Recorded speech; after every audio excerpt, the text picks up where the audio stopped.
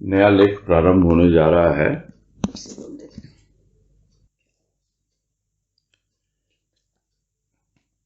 आनंद पुष्प पुस्तक का नाम, इसका तृतीय लेख ये कलियां।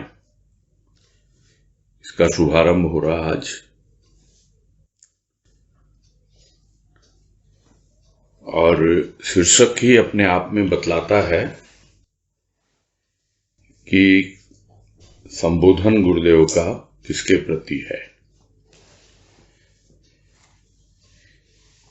और अपने आप ही सब क्लियर करेंगे गुरुदेव। बाकी ये लेख बहुत ही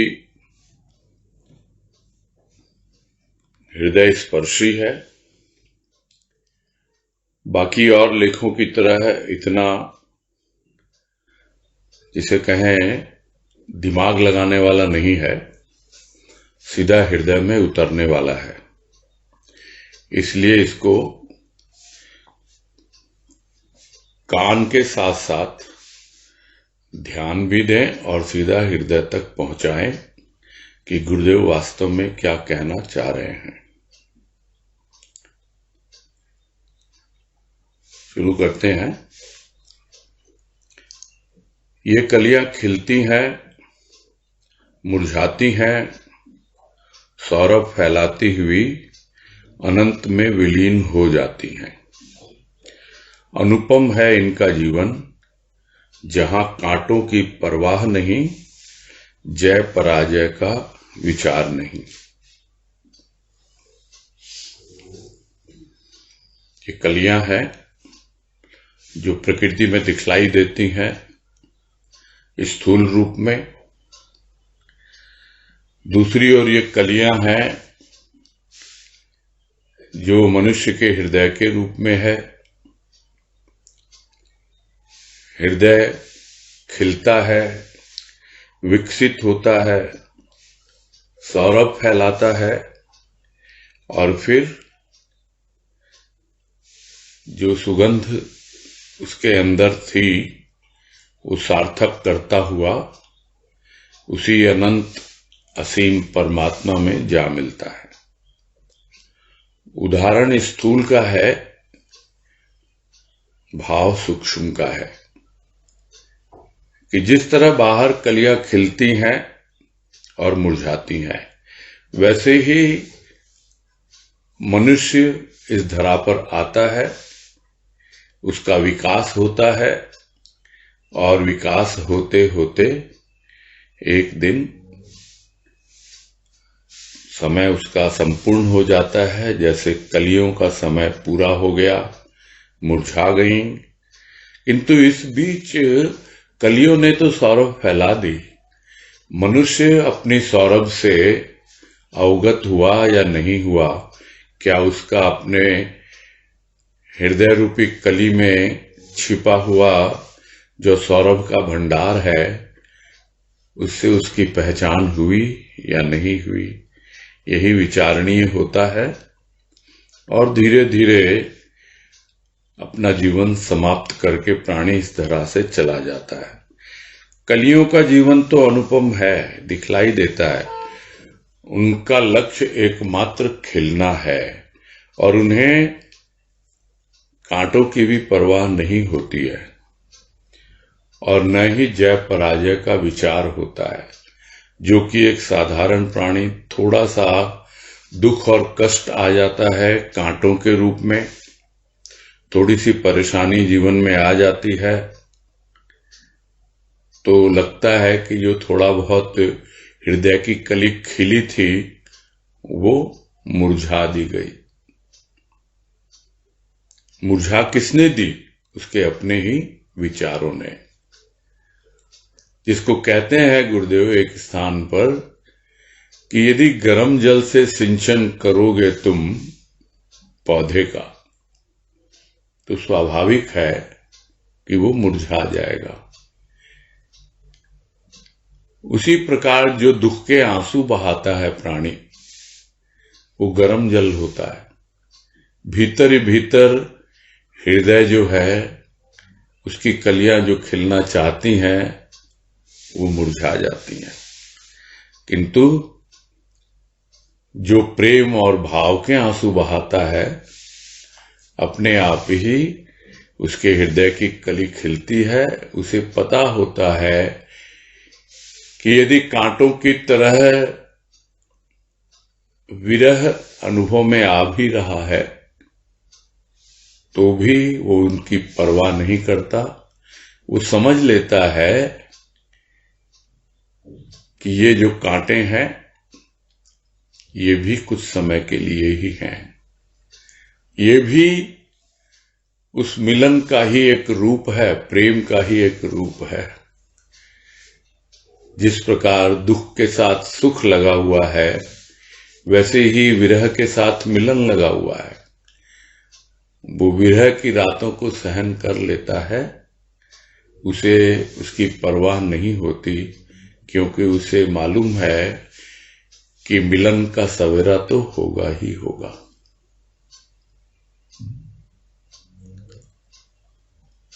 भजन की लाइन याद आ रही है कि खिलने लगी दिल की कलियां, चुभते जुदाई के कांटे,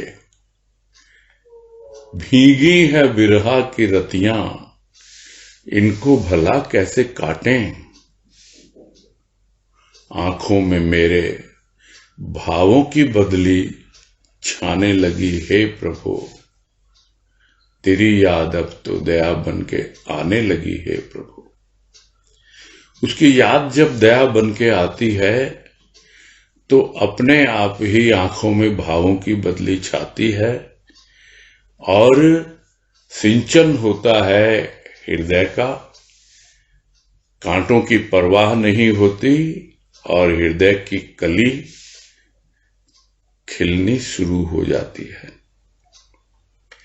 और जय पराजय की उसे कोई परवाह होती ही नहीं है, क्योंकि उसने तो हार को प्रभु पे वार दिया। क्योंकि खेल है ये जीवन, एक खेल है तेरा जीवन, कभी जीता और कभी हारा। कर जीत की चाह मिटे तो क्या जीता और क्या हारा। हार को प्रभु पे वार, अरे तू जीते जी, प्यार का ले उपहार, अरे तू जीते जी। प्रभु से कर ले प्यार, अरे तू जीते जी। तो जो प्यार करता है प्रभु से, वो जीत हार की परवाह नहीं करता, क्योंकि ये एक ऐसा खेल है प्यार का जिसमें जो हारता है वही जीतता है। यानी पूरी तरह हार कर अपना समर्पण कर दे उसके सामने, उसी की जीत है। पूरी तरह समर्पण न भी हो कोई बात नहीं, हार जीत का कोई हिसाब किताब न रखे, उसका कोई विचार ही न रखे, तब जाकर ये कलियां खिलती हैं, हृदय की कलियां। प्रश्न उठ सकता है कि ये सब भजनों की लाइनें क्यों आती हैं? क्या भैया अपनी पब्लिसिटी कर रहे हैं?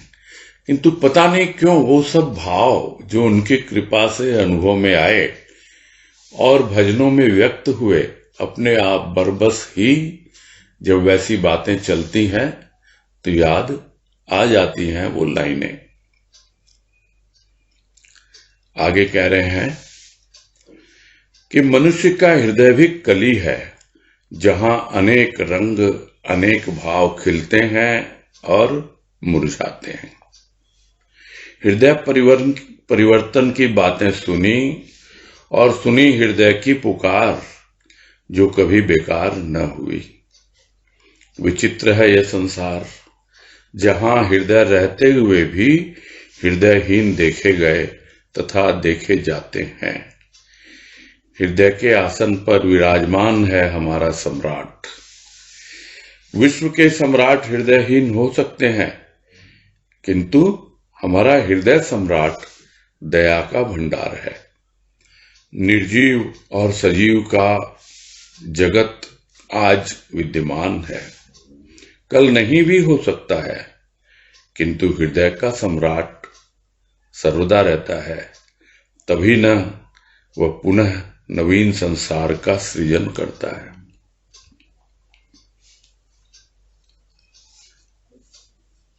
और फिर समझा रहे हैं आगे कि मनुष्य का हृदय भी एक कली है।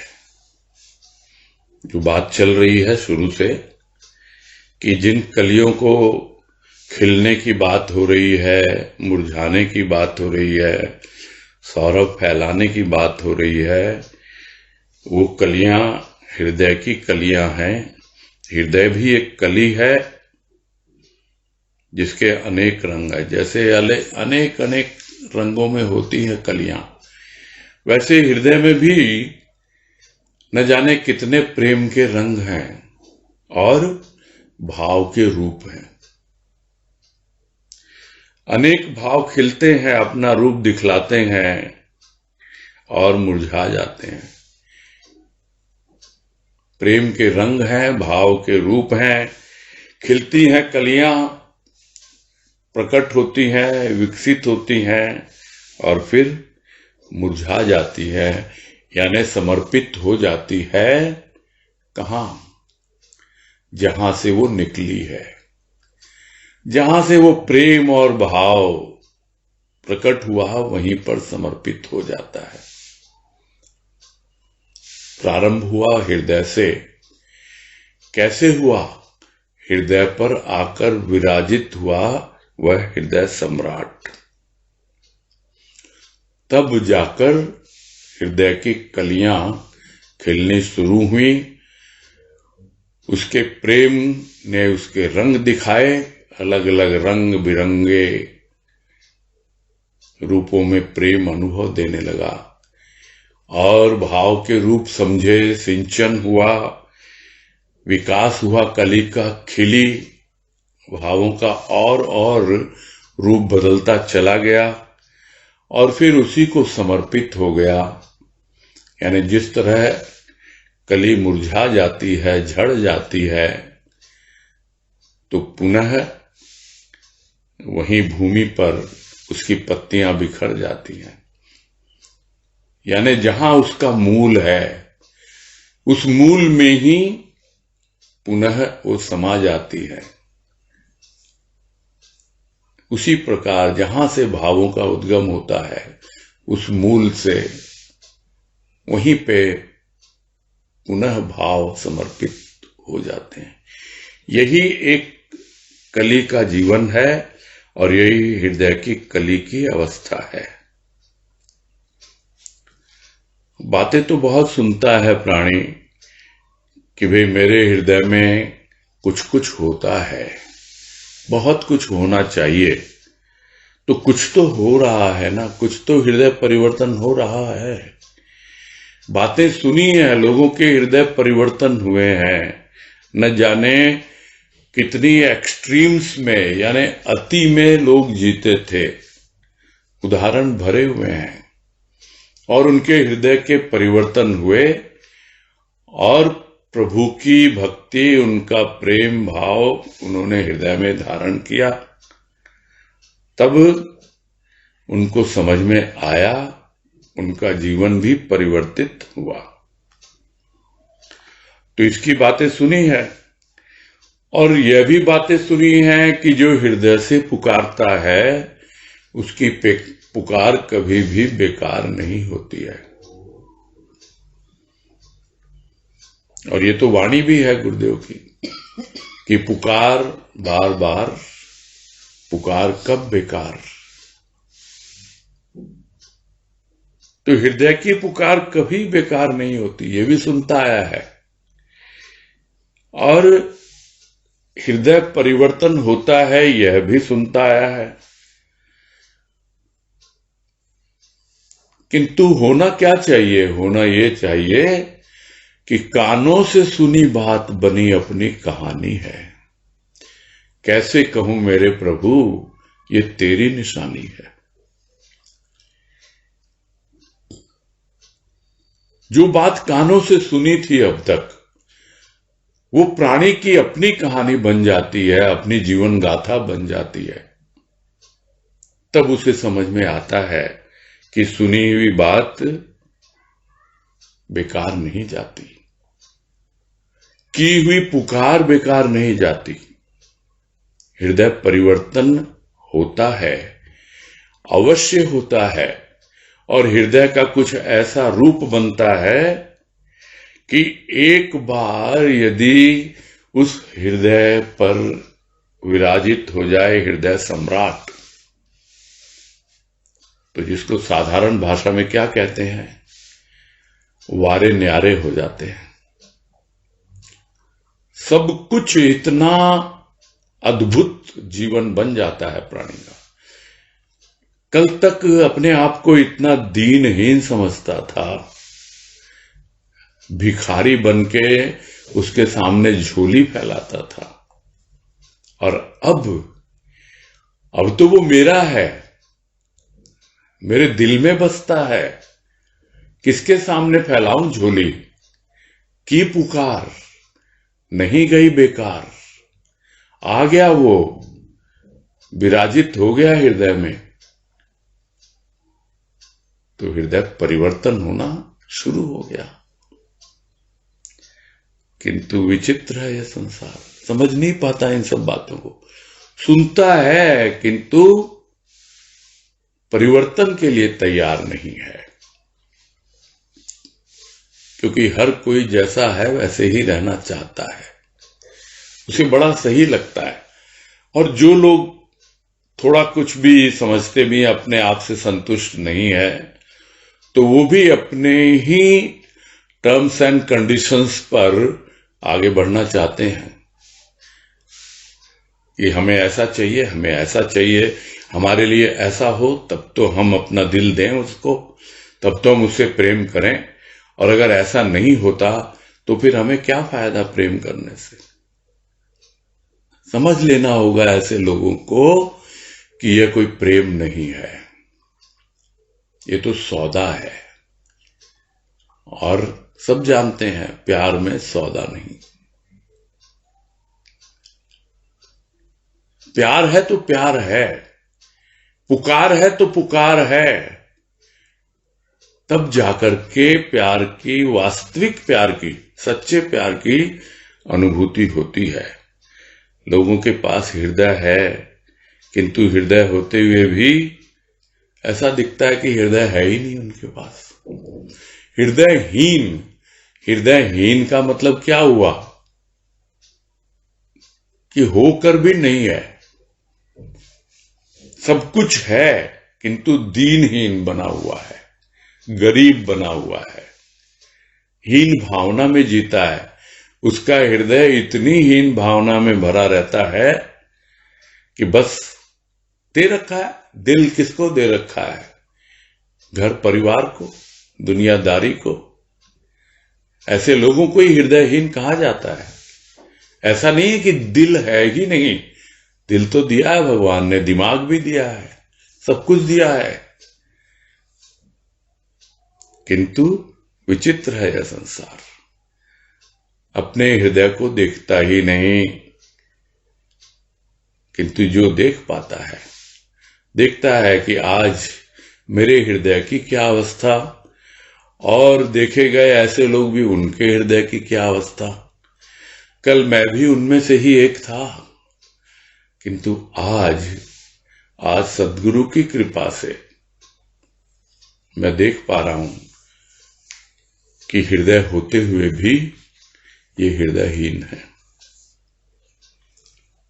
किंतु जिसके हृदय पर, हृदय आसन पर हृदय सम्राट विराजित है, जिसको यह समझ में आ जाता है, उसका हृदय हृदयहीन कैसे रह सकता है? हो ही नहीं सकता। वो अनुभव कर लेता है कि हृदय के आसन पर विराजमान है हमारा सम्राट, वो हृदय सम्राट।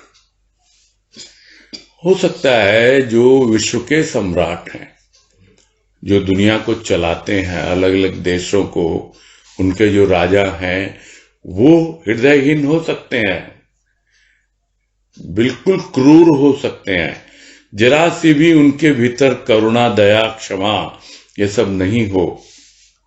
किंतु जिसके हृदय पर वो हृदय सम्राट विराजमान हो जाता है, हृदय के आसन पर विराजित हो जाता है, वो अनुभव कर पाता है कि विश्व के सम्राट हृदय हो सकते हैं, किंतु हमारा हृदय सम्राट यह तो दया का भंडार है। प्राणी मात्र पर दया करता है, किंतु प्राणी इसकी दया का मोल करता ही नहीं। मोल तो तब ना करे ना जब समझ पाए कि वास्तव में वो दया कर रहा है। हृदय ही नहीं, जब हृदय है ही नहीं, पत्थर का दिल है, तो वो कैसे पिघलेगा? मोम होता तो शायद कुछ नरम हो पाता, थोड़ा सा ताप मिलता उसके प्रेम का, तो थोड़ा सा नरम होता, किंतु यहां तो पत्थर दिल बने बैठे हैं, हृदयहीन है सब। किंतु जिसके हृदय पर वो हृदय सम्राट विराजित हो गया, वो दया का भंडार है, उसे पता है, देखता है चारों ओर।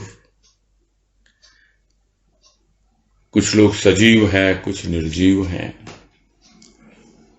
निर्जीव को मानता है ये जड़ है, यानी टिके हुए हैं, इनमें कोई जान नहीं है, ये निर्जीव है। सजीव उनको मानता है जो चलते फिरते हैं, किंतु कुछ ऐसे भी हैं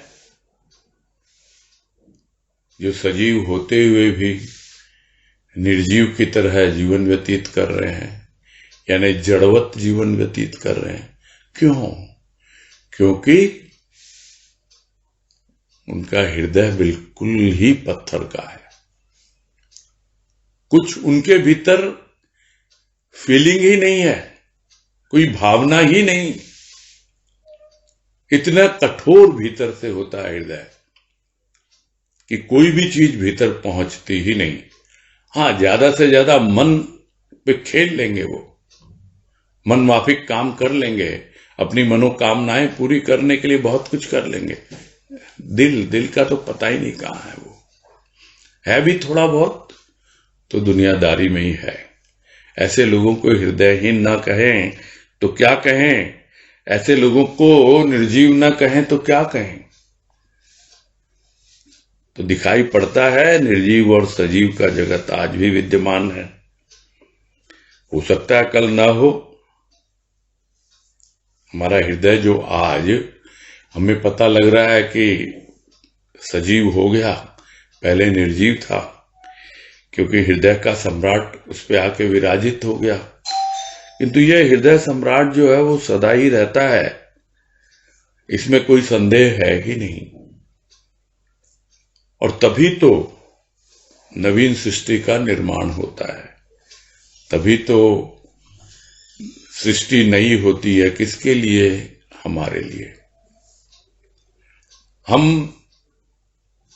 अपने हृदय पर बसाकर रखते हैं, बैठाकर रखते हैं उस सृजनहार को, और वो हमेशा विद्यमान रहता है। वो परमात्मा हमारे हृदय पे हो या पूरे विश्व के हृदय में विराजित हो, वही सृष्टि करता है, वही सृजनहार है, वही सृष्टि का संचालन करता है। तो हो सकता है निर्जीव और सजीव जगत जो पूरी तरह से लय हो जाए, प्रलय में आ जाए, तो भी वो तो हमेशा रहेगा, वो हमेशा रहेगा और एक नई सृष्टि का, नए संसार का निर्माण होगा। और प्राणी जब अपने ऊपर सोचता है मेरे लिए नई सृष्टि क्या, कि मैं या तो लय हो गया उसमें, मेरे लिए प्रलय आ गई, और या फिर यदि कुछ बाकी है तो फिर से मुझे जन्म लेना होगा, मेरे लिए भी एक नवीन संसार का सृजन करके फिर से वो हृदय सम्राट मुझे इस संसार में भेजेगा। तो ये आवागमन का चक्र भी चलता रहता है और सृष्टि का सृजन और विसर्जन भी चलता रहता है। आगे कह रहे हैं, सृजन और विसर्जन की बातें काल्पनिक सी प्रतीत होती हैं। मनुष्य जीवन की अवधि अति अल्प न देखा उसने प्रारंभ और न देखा अंत। वह अनंत काल की गति को कैसे जान सकता है? मनुष्य ने कल्पना की और उसी को सत्य मान बैठा। यह तो कल्पना थी और कल्पना है, इसमें सत्य क्या है यह सत्य ही जाने, मनुष्य क्या जाने। अतः सृजन एवं विसर्जन का इतिहास आज भी कल्पना के आधार पर स्थित है। मनुष्य देखता है अन्य मनुष्य का जन्म तथा मृत्यु, इसी आधार पर वह सृष्टि के प्रारंभ और अंत की कल्पना करता है। कल्प कल्पांतर की बातें भी वह कल्पना के आधार पर कहता आया है, किंतु यथार्थ क्या है उसकी कल्पना की वहां पहुंच नहीं। कलियां खिलती देखी, मुरझाती देखी और चकित हो कहने लगा, ये कहां विलीन हो गई। विलीन कह सकता है क्योंकि उसकी दृष्टि की वहां पहुंच नहीं। उनका विसर्जन हुआ है अनंत देव के लिए। विसर्जन ही होती हैं सृजन कर्ता के लिए। समा का विसर्जन देखा, किंतु कलियों का विसर्जन वह क्यों माने।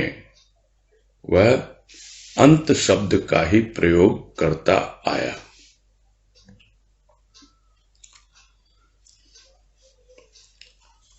और बातें अब सृजन और विसर्जन की हैं, काल्पनिक सी प्रतीत होती हैं, क्योंकि किसी ने देखा कहाँ है कि सृष्टि की कब रचना हुई और कब सृष्टि प्रलय को प्राप्त हो जाएगी, किसी को पता नहीं है।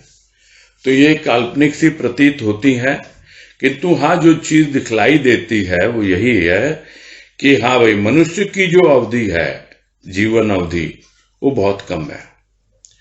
बहुत से ऐसे जीव जंतु भी हैं जो उनकी अवधि बहुत ज्यादा होती है।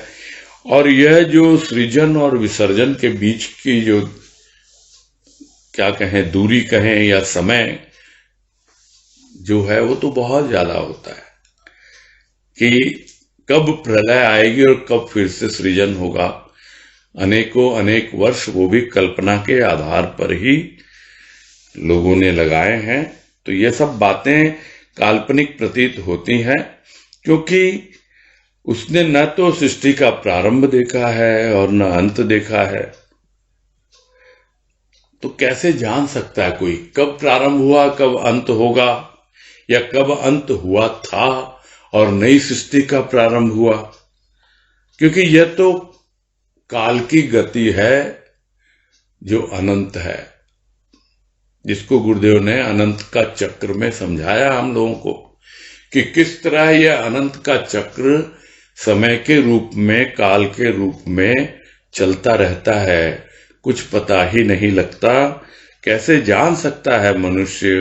वो तो कल्पना ही कर सकता है, और मनुष्य ने जो कल्पना की है वो उसी को मान लेता है सत्य है यही। भाई ये तो कल्पना थी और कल्पना है, इस बात को स्वीकार करना चाहिए कि किसी ने सृजन किया और फिर विसर्जन हो जाएगा, ये सब कल्पना है। हम तो अपने आप को देखें, अपने जीवन को देखें, हाँ बहुत अल्प अवधि है, हमारा भी सृजन हुआ है, हमारा भी विसर्जन हो जाएगा, इसमें तो कोई कल्पना नहीं है। किंतु अब क्या किसी ने अपने आप को जन्म लेते देखा है या अपने आप को मरते हुए देखा है? वो तो दूसरों को देखता है, जन्म लेते हुए, मरते हुए, आते हुए, जाते हुए, इसीलिए समझ पाता है।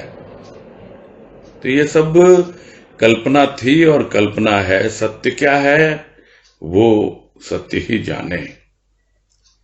तो सृजन और विसर्जन का इतिहास जो है सब कुछ कल्पना के आधार पर है, क्योंकि मनुष्य दूसरों को देखता है, दूसरे मनुष्यों के जन्म और मृत्यु को देखता है, और इसी आधार पर वो कहता है ठीक है, ये जन्म हुआ, फिर मृत्यु हुई, फिर इसका जन्म होगा, फिर मृत्यु होगी।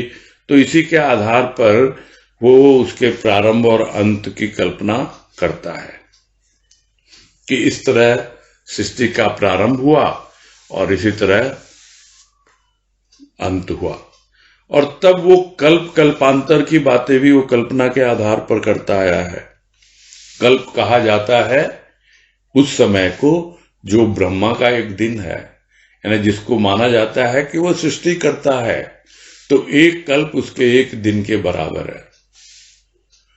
और यह भी सुनने में आता है कि वो यदि हम अपने दिनों के हिसाब से हिसाब लगाएं तो वो लगभग 4 अरब और 32 करोड़ साल के करीब होता है एक कल्प।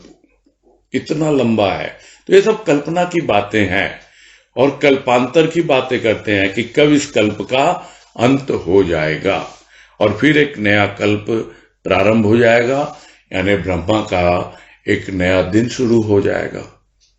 तो ये भी सब कल्पना ही है, यथार्थ है क्या? वहां तक तो कल्पना की पहुंच होगी कैसे? और क्या वो सृष्टि का अंत होगा? वो तो उसको प्रारंभ और अंत कह रहा है। दिखती हैं कलियां खिलती हुई, मुरझाती हुई, और वो चकित होके यही पूछता कहां चली गई। दिखता है कि कहीं से आया प्राणी, शरीर धारण किया और फिर इस संसार से विदा हो गया। कहां चला गया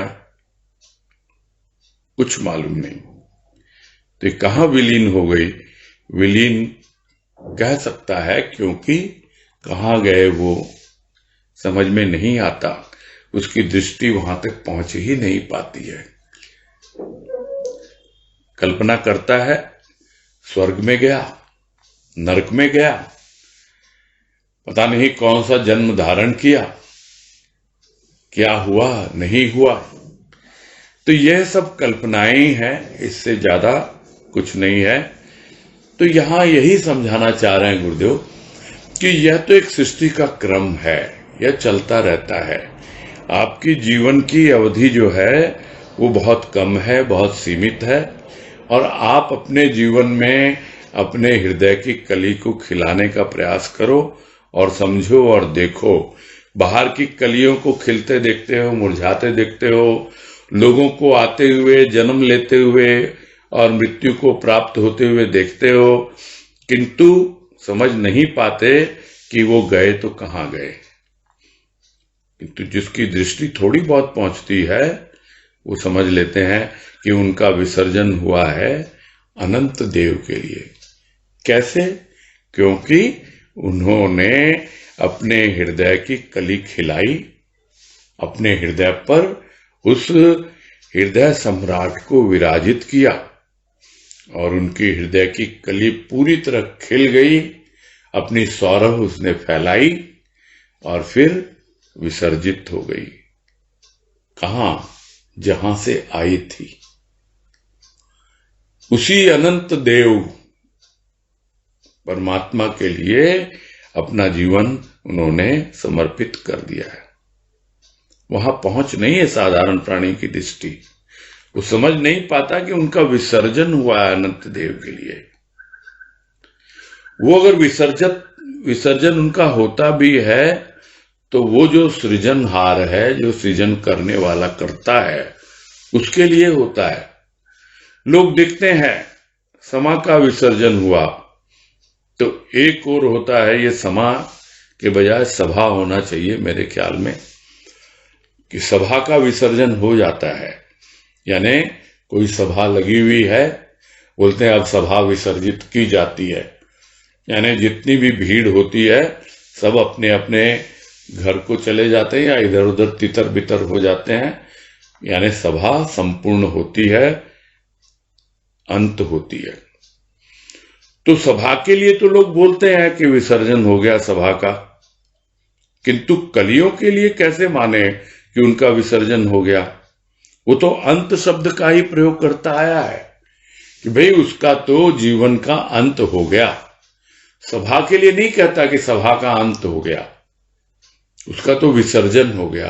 तो वैसे ही है, इकट्ठी हुई थी सब कलियां, इकट्ठे हुए थे छोटे छोटे भाव, एक एक कली की पंखुड़ियां, और वो धीरे धीरे विसर्जित हो गई, अपनी सुगंध फैला के उस अनंत देव के चरणों में समर्पित हो गए सारे भाव, और वही विसर्जन है। अपना जीवन सार्थक किया और विसर्जित हो गया। लोग कहेंगे अंत हो गया, अंत नहीं हुआ।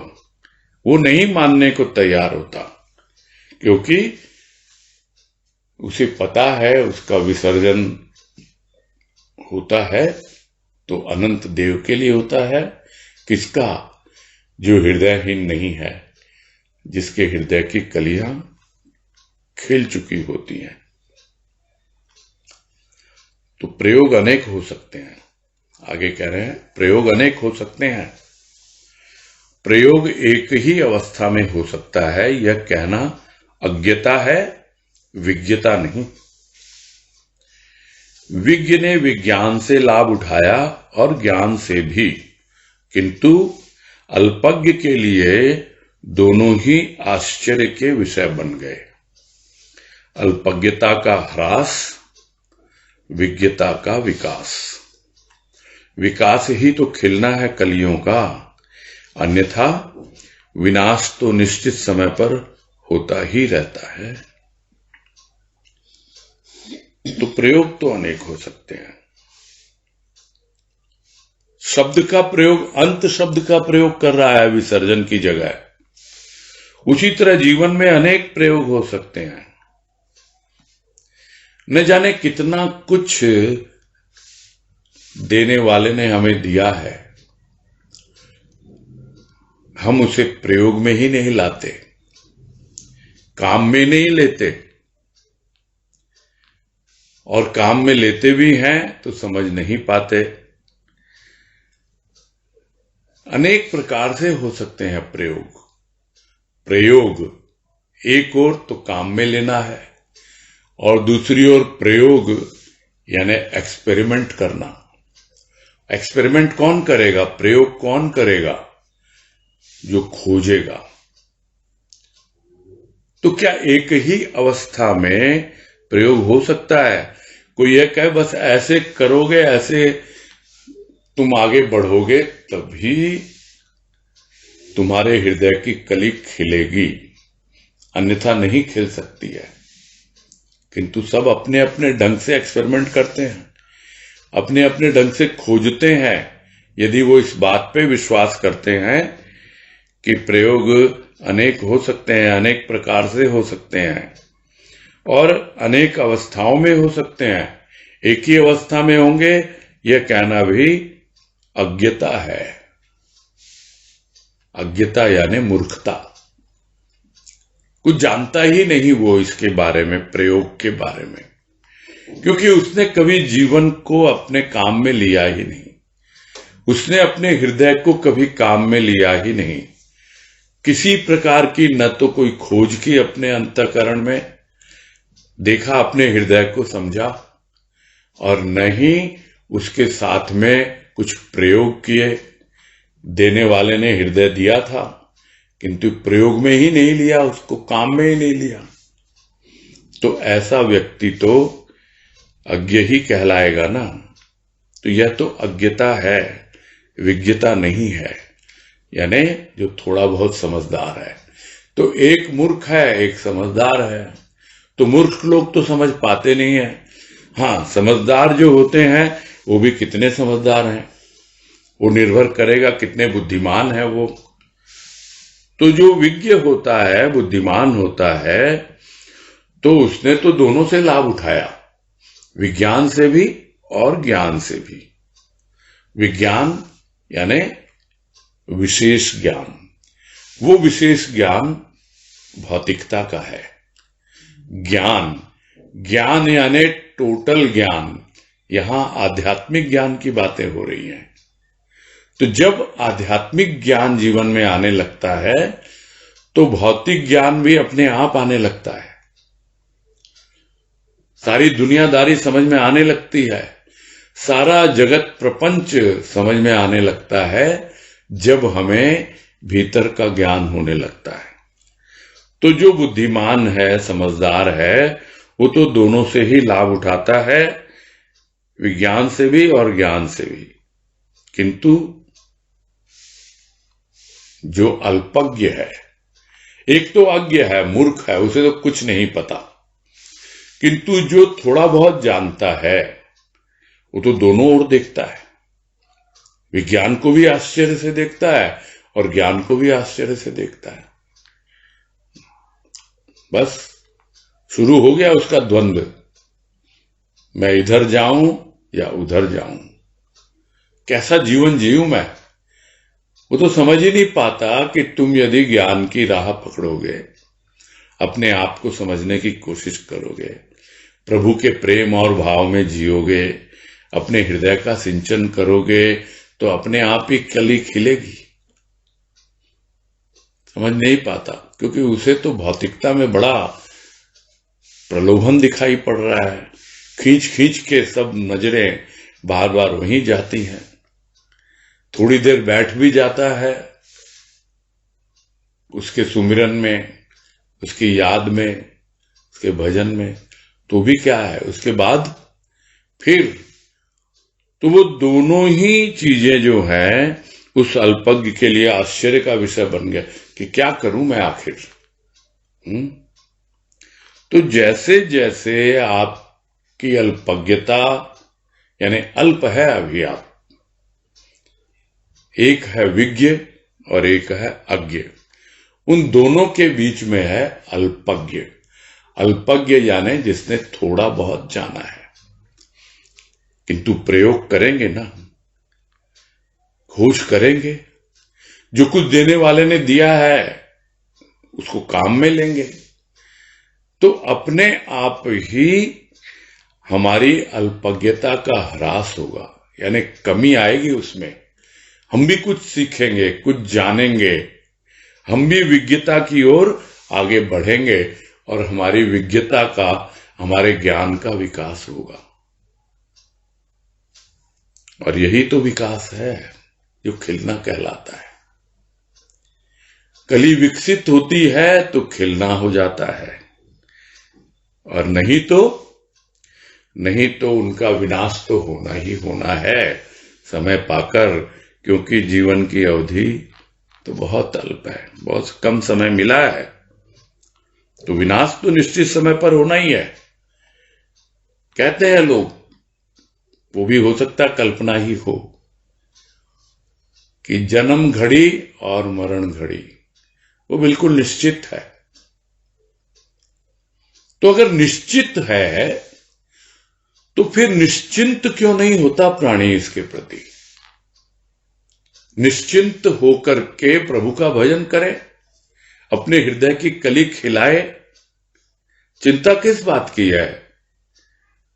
फिर हम अल्पज्ञ नहीं रहेंगे, धीरे धीरे विज्ञ होने लगेंगे और हमारी विज्ञता का विकास होता चला जाएगा। नहीं तो फिर वो तो होना ही है जो होना है, उसको तो कोई टाल सकता नहीं है। जो आया है उसको तो जाना ही जाना है। आगे कह रहे हैं, कलियों के विकास का भी इतिहास है। हृदय स्थित उष्णता, प्रकृति प्रदत्त शक्ति, सूर्य चंद्र का संपर्क, धरा की तरी ने विकासोन्मुख किया कली को। कली अब अकेली न थी, उसके अंग प्रत्यंग विकास की ओर अग्रसर हो रहे थे। जीवन में इसी प्रकार बहार आती है जब मनुष्य के हृदय की कली खिलती है।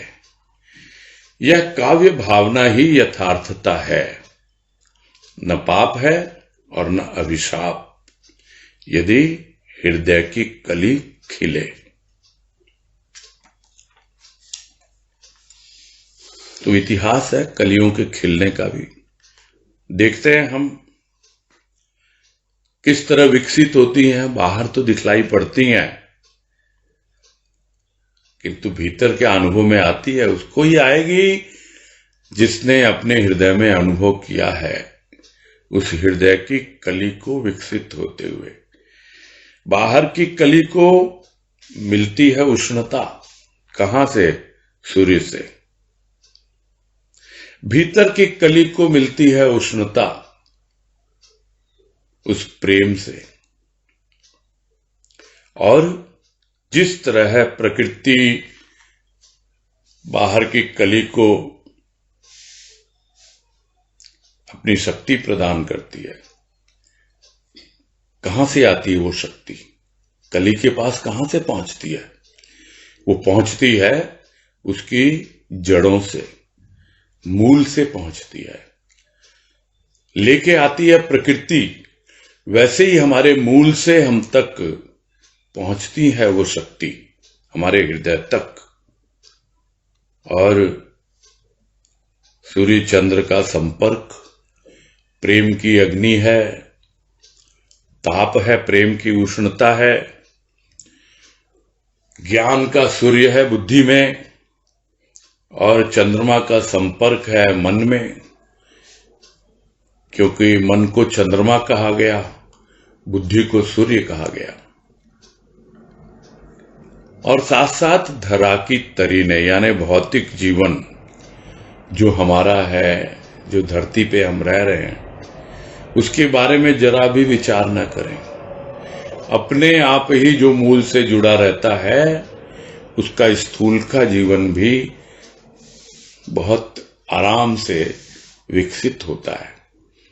वैसे ही है जैसे कली को तरी देती है यह धरा, उसी ने उसको धरा हुआ है, पकड़ा हुआ है। तो इस कली के उदाहरण से हम अपने हृदय की कली को भी समझ सकते हैं कि किस प्रकार हृदय स्थित उष्णता और प्रकृति प्रदत्त शक्ति और सूर्य चंद्र का संपर्क, धरा की धरी, हमारे जीवन को विकसित करती है, विकासोन्मुख, यानी विकास की ओर उन्मुख किया है। अभी तक तो पता ही नहीं था कि क्या कली का विकास हो भी सकता है। न जाने कितनी बार आई इस धरती पर, किंतु कली खिल न पाई। अभी विकास हो रहा है कली का, और कली अब अकेली न थी का मतलब वो देखता है प्राणी कि अब सिर्फ मेरे हृदय का ही विकास नहीं हो रहा है, मेरे अंग प्रत्यंग का विकास हो रहा है। जिस तरह कली देखती है कि मेरा विकास क्या, कि मेरी एक एक पंखुड़ियां जो हैं वो विकसित हो रही हैं, वो खिल रही हैं, वैसे ही अपने जितने भी सूक्ष्म के उपादान हैं, हृदय ही नहीं, मन बुद्धि चित्त अहंकार सब के सब विकसित हो रहे हैं, अंग प्रत्यंग विकास की ओर अग्रसर हो रहे हैं। वो कली को अनुभव में आता है कि अब मैं अकेली नहीं हूं, मेरा हृदय सम्राट है और अब मेरा चहुदिशी विकास हो रहा है। और इस तरह जीवन में बहार आ जाती है। प्रकृति में बहार तो आती है और चली भी जाती है, किंतु जीवन में जो बहार आती है वो हमेशा बनी रहती है। बहार की ऋतु बसंत कहलाती है, बसंत बहार। और गुरुदेव ने तो स्पष्ट रूप से समझाया हम लोगों को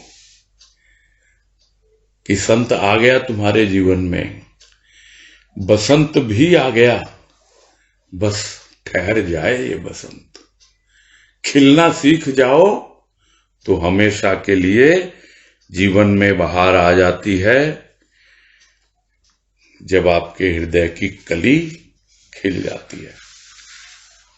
तो गुरुदेव कह रहे ये कोई काव्य रूप से, कविता के रूप में वर्णन नहीं किया गया है कि किस तरह एक कली का एक मनुष्य के जीवन से, उसके हृदय से उदाहरण लेकर समझाया गया।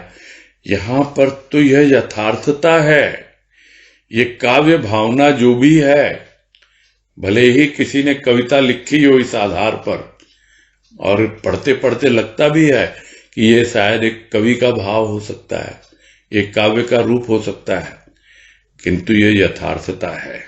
यही वास्तविकता है, यही जीवन है। और इस जीवन में न पाप है और न अभिशाप है। कब? जब हृदय की कली खिले। नहीं तो उसके पहले न जाने कितने पाप किए हैं मैंने। अरे जीवन तो मुझे अभिशाप के रूप में मिला है, पता नहीं मैंने क्या पाप किए होंगे और किसकी कौन सी बात मुझे लग गई, किसी ने मुझे श्राप दे दिया, अभिशाप दे दिया, और आज मुझे यह सब भोग भोगने पड़ रहे हैं। मेरा जीवन बस बिल्कुल इसी तरह व्यतीत हो रहा है। किंतु जब हृदय की कली खिल जाती है तो जीवन न पाप और न अभिशाप, कुछ भी प्रतीत नहीं होता। एकदम भीतर सुगंध ही सुगंध फैलने लगती है उसके प्रेम की, उसके भाव की। बस यही पूरा कर दिया।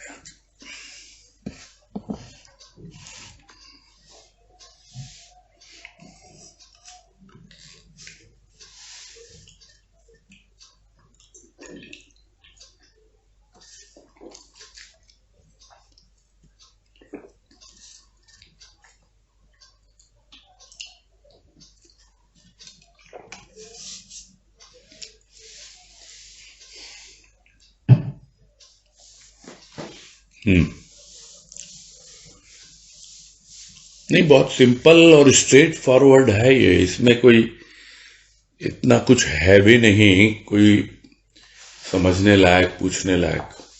खैर कोई बात नहीं। Tanushree Sharma is always ready. हाँ, समझ के जीने लायक बोलो, समझने लायक मतलब बातचीत में तो समझ में ही आता है। जीना तो अपने ऊपर है।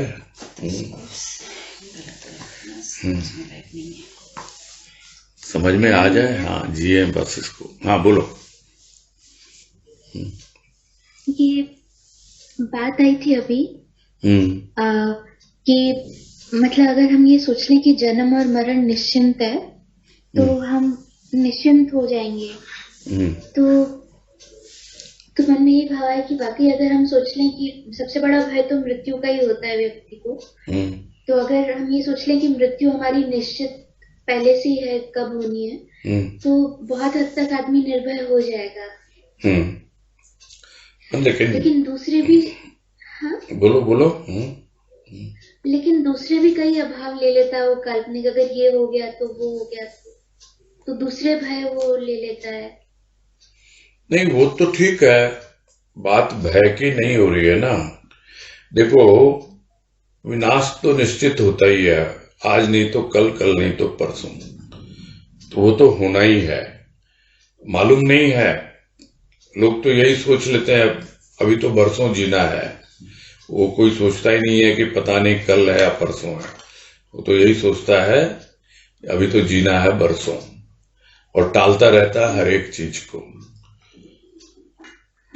अब जहां तक बात है अभाव लेने की, अभाव तो तभी दूर होगा जब भाव आएगा।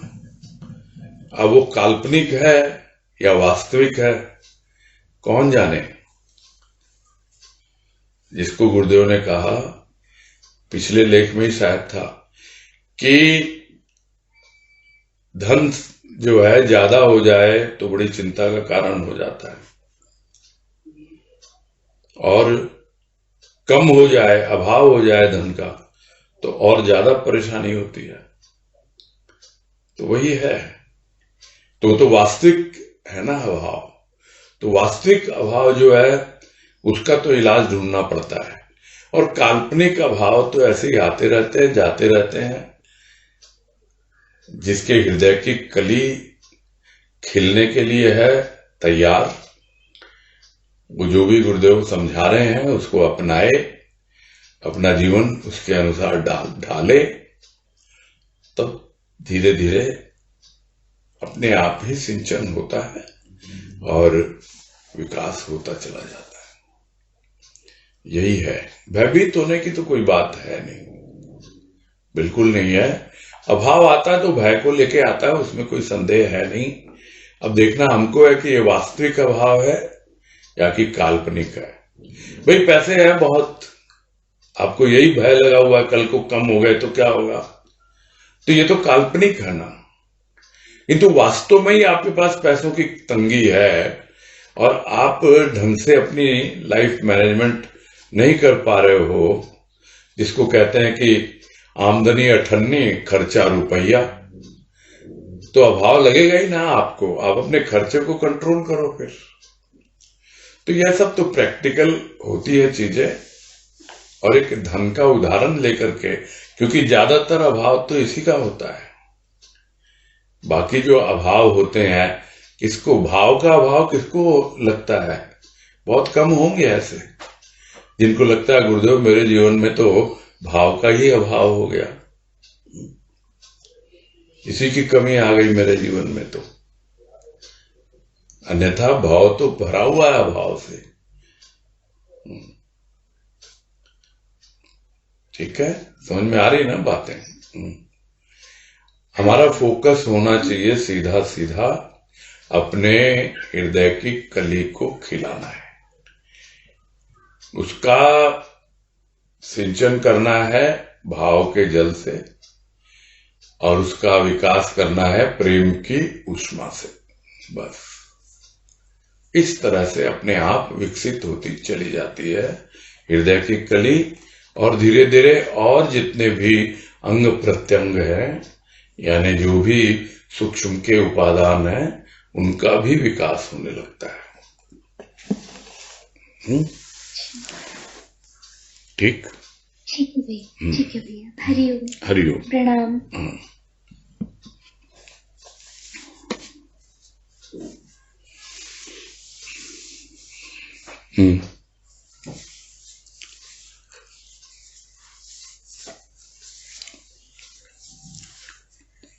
ठीक है, फिर पूरा करते हैं।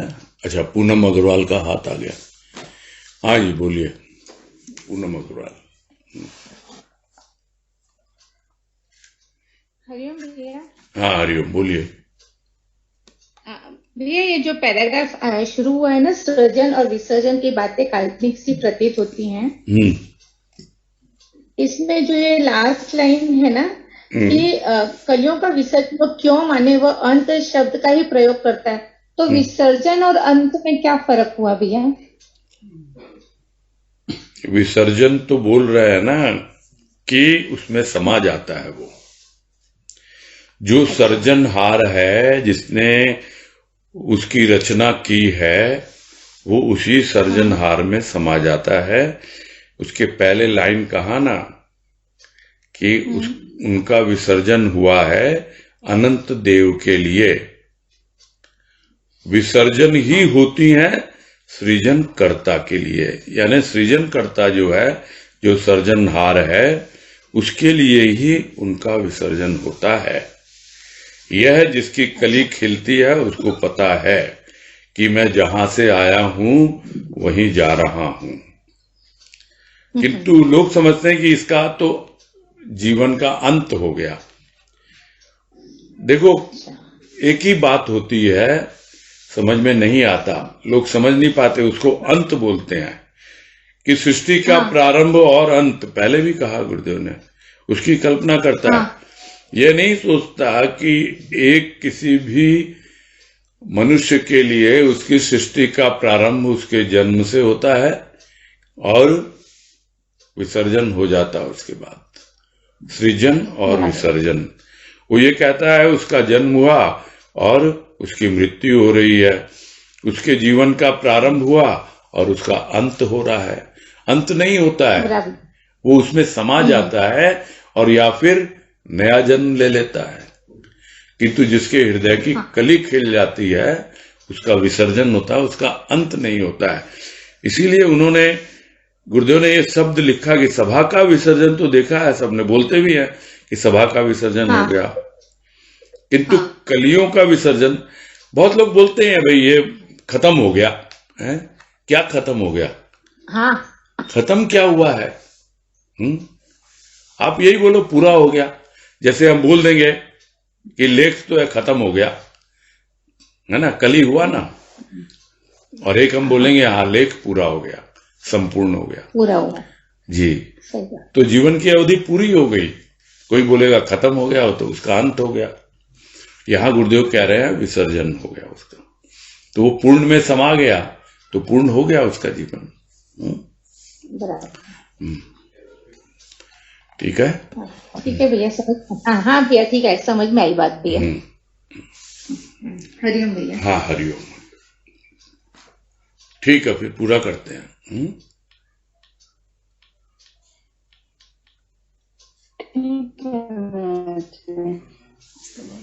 हरिओम भैया जी। हाँ हरिओम हरिओम। हाँ हरिओम हरिओम। हरिओम सबको हरिओम। सबको हरिओम हरिओम हरिओम हरिओम। हरिओम हरिओम।